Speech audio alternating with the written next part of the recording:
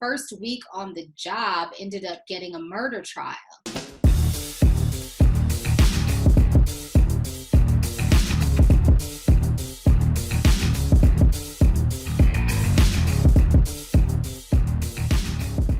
Hi, I'm Terrell Turner, the host of the Business Talk Library, and today I have a guest on in a space that not many people are, I guess you say, overly familiar with, is in the public relations or the PR space. So welcome to the show, Nepherterra. How are you? I'm good. Thanks for having me, Terrell. Happy to be here. Absolutely. It's an honor to have you. So before we jump into it, one of the things that I also noticed that I think the audience definitely should know is the 40 under 40 honoree. So congratulations. Thank you.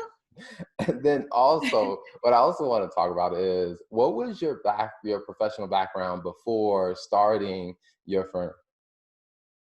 Oh, sure. So before starting the PR firm, I actually worked in a newsroom for a daily newspaper right outside of my hometown of Milwaukee, Wisconsin. So I was the court and education reporter. I covered that beat. That's what I went to college for. I always wanted to be a newspaper reporter. And so I was able to have that opportunity, my first job out of college, actually. So what was that like covering, that beat? I mean, what did that really entail and what were some of the interesting things that you had to do in that job? Well, it was interesting. I mean, overall, I covered the courts and I covered the like school board meetings. So I had the court and education beat. I actually, my first week on the job ended up getting a murder trial. Oh, And wow. so, right.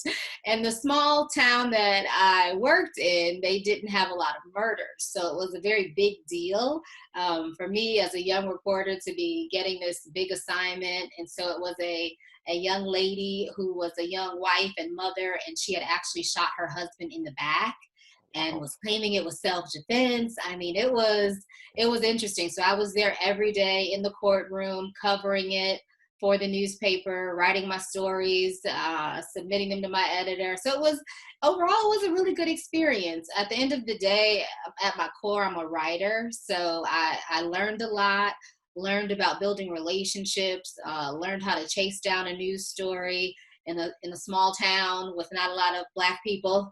But it was a great place to really launch my career. Awesome. Now, I will say, my background is accounting and finance. So, I mean, I guess I would say I didn't have the greatest appreciation for writing skills until I started really trying to develop my messaging for my own consulting firm and spending time around marketers. That I was like, oh, Mm. shoot, I need to be better at writing.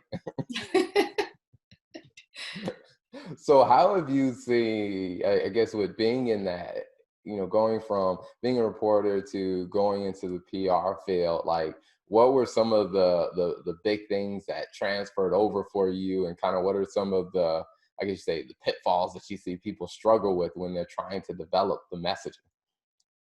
Yeah, that's a great question. And I will say that as a communicator, Terrell, had I known that I was going to end up being an entrepreneur, I would have paid more attention in my math classes, right?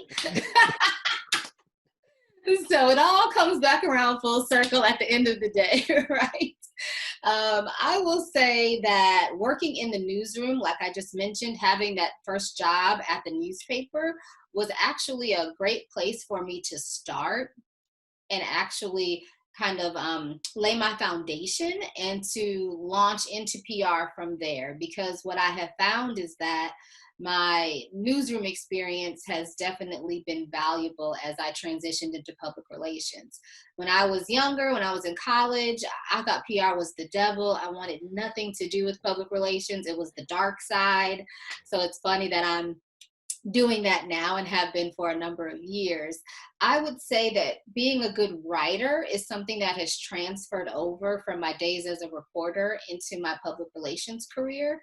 And I definitely encourage anyone who's interested in a public relations career to, make sure that you are honing those writing skills because you're going to have to be able to write a lot of different things. Like you said, Terrell, everything from marketing materials and key messaging all the way to press releases and website copy and things like that. So it's definitely something that it's a tool that I'm thankful that I have in my toolkit. I don't get to write as much as I used to. I have a great team that assists with that. But when I do get the opportunity to do it, I love it, even till this day. Awesome. So what was the thing that sparked it for you to say, hey, you know what, I want to leave, news reporting and go into PR? Like, how did that journey unfold for you? It was interesting because, again, I never thought I wanted to do it. So backtracking a little bit, again, I've always been a writer. I always loved writing. So even in high school, I was on my high school newspaper staff. In college, I was the editor of my college newspaper. So funny story, while I was at the newspaper, and I had been there a few months, a friend of mine from high school who was working at a PR agency, he called me and he said, "Hey, Neff, I know you're working, at the newspaper. We just landed this huge client at my new PR agency and we're looking for a good writer. And I thought about you." So he literally just thought about me after all of those years. We had both gone on to college. He went to Miami University in Ohio. Had attended Johnson C. Smith in Charlotte, and then got the call. So I said, well, sure, I'll give it a try. So went for the interview, ended up getting the opportunity, and honestly have been doing public relations ever since. Awesome, awesome. So what has it been like, going from doing public relations to actually running your own public relations firm? Crazy. So the life of an entrepreneur, it's a wild, wild ride. It's an amazing journey, as I tell everyone. It's something that I never saw myself doing. I didn't grow up in a home of entrepreneurs. I grew up in a home of two hardworking parents who went to work every day. I did a great job raising my brothers and I, but entrepreneurship was just never really on my radar screen. So it wasn't until I worked at my second PR agency that I ran into two other African American women who worked there. And they really took me under their wing. Agency life can be tough, it can be really cutthroat. You can be in one day and out the next. And so they really helped me understand the landscape. They helped me kind of navigate my way. And so the three of us got together, and Kathy Gaylord, who was the oldest of the group, she was a senior vice president at the firm. She had decided that she wanted to start her own business and kind of take that leap of faith. And she invited my other business partner, Jana, and myself to come along for that ride. And so she said, "This is what I want to do. Do you guys want to join me?" And we were like, sure, I guess.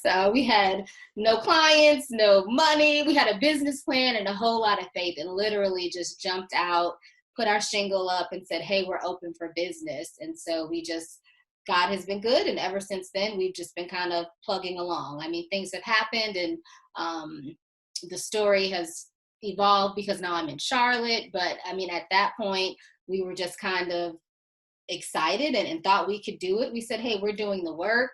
Why can't we do this?" And so I'm so thankful that even though it wasn't something I was planning to do, I'm so thankful that I had people around me who were supportive and who encouraged me to take that leap of faith. It changed the whole trajectory of my life. Awesome. So one of the things that I like to talk about is every entrepreneur has, like I said, as you're building a business, those challenges that you face in building a business. What were were there any challenges that came up that you didn't expect that you had to figure out, like, oh, wow, as an entrepreneur, I need to figure out how to fix this?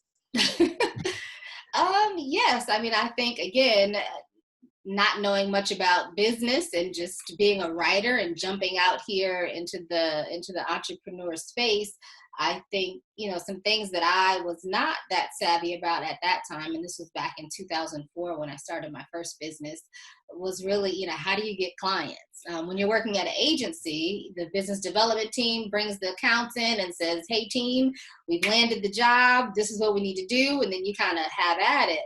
But I had never been on that side of it before. So, it's like, okay, how do we go about actually landing a client? We're good at telling our client stories, but how do we tell our own story and put ourselves out there as this new PR agency? So it was very interesting. It was almost like the work that I was used to doing for other people, kind of reverse engineering that and having to do it for ourselves as a company. It was a challenge in the beginning, because it was so different. I would also say that as a small business, and even to this day, it's still a challenge, is, really fine tuning those systems and operations, right? I mean, we're so busy working in the business that we don't really have enough time to work on the business. And so that is still a daily struggle. I have been blessed with a great team, and I delegate as best I can. Sometimes I can be a micromanager, um, but I try to, I trust my team. They're talented, and I had to come to the realization that I can't do everything and do everything well, right? Because if I'm trying to do everything, something's going to fall through the cracks. So that has been something that I've learned the hard way after running into a lot of walls over the years, and finally had the light bulb come on and say, oh, okay, maybe there's a better way, right? Awesome. So when it comes down to your firm, what are the types of services that clients can hire your firm for? That's a good question. And so, in case I haven't mentioned, our firm is Pride Public Relations. We are a full service PR agency based here in Uptown Charlotte on Trade Street. Obviously, thanks to coronavirus, we're all working from home right now. But we are a full service firm. So that means we do everything from helping clients with strategic communications all the way through media relations. We also provide creative services like graphic design and website design. And then we also do community engagement and community outreach. So helping our clients reach hard to reach populations, diverse populations, etc. Awesome. Now, where can potential customers find you online or on social media? Yeah, we're online at pridepublicrelations.com. And then we are also on Instagram at We Do PR CLT. So those are the two places online that's best to probably connect with us. Awesome. And before we wrap up, I have two questions. The first one is on what are your thoughts as far as things that you've seen companies do successfully or what they could do in light of, getting out a message about what their company is doing in light of COVID-19? Yeah, I think this is an excellent opportunity for companies large and small to communicate. What we have found is that we're busier now than we were before COVID-19, which is very interesting to me and was not, we didn't expect it at all. But what we have found is that a lot of our clients are really trying to leverage this time as an opportunity to communicate and to get their brand messages out because they know people are working from home. So that means they're spending more time online, they're spending more time watching television. Um, they're doing things that probably they wouldn't if they were still going about their regular everyday lives. And so I would encourage companies to just communicate, tell your story in an authentic way. There's so many amazing resources at your fingertips when it comes to social media, when it comes to, newsletters. There's so many amazing platforms that can be used that don't cost a lot of money, where you don't have to break the bank, but you can still communicate with your target audiences effectively. Another thing that we've been really encouraging people to do is tap into the power of the press release. Even if you don't have an agency like ours on retainer, that's okay. A press release is something that you can literally write on your own. There's templates available. We have free templates that we share with small business owners if they want to write their own release, and go ahead and push that out to the media. If you don't push it out there, then they don't know that you're there. So we feel like this is an excellent time if your company is doing something innovative, if you're using technology to stay connected, if you're doing, if you've just been impacted by COVID-19, the media is honestly looking for stories like that right now. So we feel like there are so many opportunities in the midst of this crisis, and we encourage folks to, again, get their stories out there and share their message. If not now, then when? Awesome. Now, is there a place on your website where they can go to see that free press release download or? There isn't, but they can email me and I have no problem sending it. My easiest email is misspr@gmail.com. That's misspr@gmail.com. Just flip me a quick email. Let me know you're interested in the free press release template, and I can definitely share that with them. Gotcha. And then for the tools that you mentioned, are there any particular tools that you've seen, I guess, companies gravitate to or that they've used to, I guess, improve their communications? We have a lot of clients right now that are definitely using Canva, which you may be familiar with, Terrell, to kind of help them create graphics and create social media content. It's a pretty simple app that you can use and still, not break the bank. You can, I think there's a paid version and a free version, but I think Canva is a great tool. We have a lot of clients that are loving building WordPress websites because they're so easy to navigate on the back end. A lot of folks can even build them themselves. So we have a web designer that's kind of her lane. That's what she does. And she even trains our clients on, once we hand this beautiful website over to you, this is how you can go through the platform and make your own updates. So yeah, there are some really amazing tools out there. We've been doing a lot in a program called Filmora, which is a video platform that we use a lot just to edit videos together, again, for social media or to send out in our newsletters and things like that. Again, there's a free and a paid version just depending on what your need is, but it can actually help your videos look fairly professional at a very low cost. So those are some that come to mind right away. Awesome, awesome. And then the last question I like to ask every guest that comes on is, when you think about your journey as a entrepreneur, has there been a lesson that you learned that stood out to you where you were like, this was a lesson, or this is a type of lesson that all entrepreneurs should be aware of and learn at some point in their career? I would say the biggest lesson is the value of relationships. And what I tell my interns and what I preach to young people is that relationships are literally like a form of currency. Um, Building relationships is just as important as your product or service. I will say that for me personally, having established good relationships has been a saving grace for me in a lot of instances. When I moved back to Charlotte in 2008 to launch Pride PR with Dee Dixon, we had met because she was my first professional mentor. I did an internship with her. So literally the woman that I interned with in college is today my business partner. And so we joke about that and we laugh about that a lot, but at the end of the day, it comes down to we had a relationship, and it wasn't about, oh, Neff is this great PR person, or Neff is this or that. We had a real authentic connection, and we maintained that even when we weren't in the same city and state. And it's amazing to see how that has come back together. And today we've built a business together. So I just encourage people to value relationships, to build them in an authentic way. I think today with social media, it's very easy to build kind of surface relationships or one-way relationships where one person is doing all of the giving and the other person's doing all of the taking. And even in networking situations, I encourage people to approach networking from a different perspective. Instead of thinking about what someone can do for you, think about what do you have to offer. Use networking as an opportunity to listen to the other person and really think about what value can you bring instead of trying to just sell all the time, right? And I think that that's kind of we can get caught up in that cycle. So again, I'm just a big proponent of building authentic relationships. At the end of the day, business is personal, and people want to do business with people that they like. Awesome. Well, Nepherterra, thank you so much for coming on to the show and sharing your story and sharing the wisdom from your experiences. Really appreciate having you on the show. Absolutely. Thanks again, Terrell. I love what you're doing with the platform. Thank you for having me today.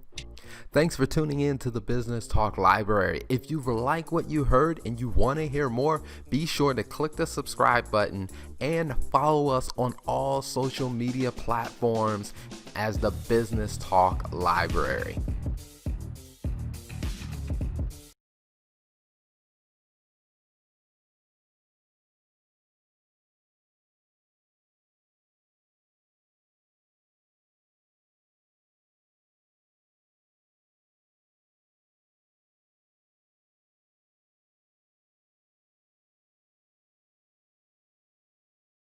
I would say the biggest lesson is the value of relationships. And what I tell my interns and what I preach to young people is that relationships are literally like a form of currency. Building relationships is just as important as your product or service. I will say that for me personally, having established good relationships has been a saving grace for me in a lot of instances. Encourage people to value relationships, to build them in an authentic way. I think today with social media, it's very easy to build kind of surface relationships or one-way relationships where one person is doing all of the giving and the other person is doing all of the taking. And even in networking situations, I encourage people to approach networking from a different perspective. Instead of thinking about what someone can do for you, think about what do you have to offer.